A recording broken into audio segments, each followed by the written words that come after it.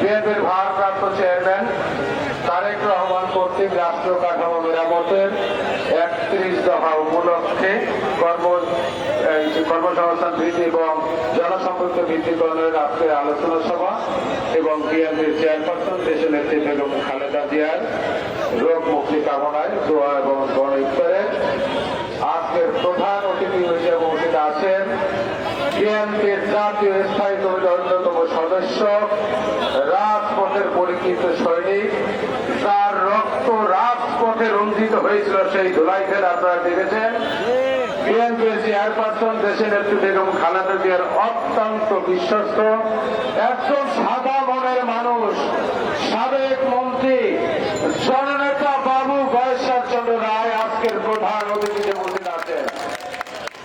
প্রধান বক্তা হিসেবে উপস্থিত থাকবেন বিএনপির জাতীয় নির্বাহী কমিটির ভাইস প্রেসিডেন্ট, সাবেক মন্ত্রী, বিএনপির ভাইস চেয়ারম্যান বরকতুল্লাহ বুলো, বিএনপির যুগ্ম মহাসচিব অ্যাডভোকেট আব্দুল সালাম। বিশেষ অতিথি হিসেবে উপস্থিত আছেন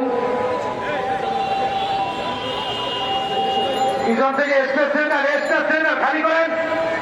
1 মিনিটের মধ্যে যারা দাঁড়ানো আছেন তারা খালি করবেন।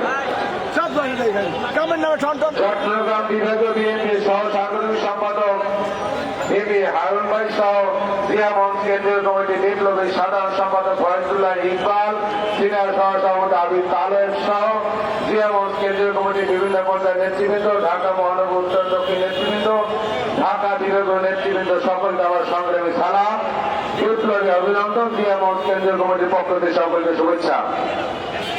31 দফা 2023 সালের 13ই জুন বিএনপির ভারপ্রাপ্ত চেয়ারম্যান জনাব তারেক রহমান ঘোষণা করেছেন। তারই মধ্য দিয়ে বিএনপি অঙ্গ সংগঠন বিভিন্নভাবে করছে এবং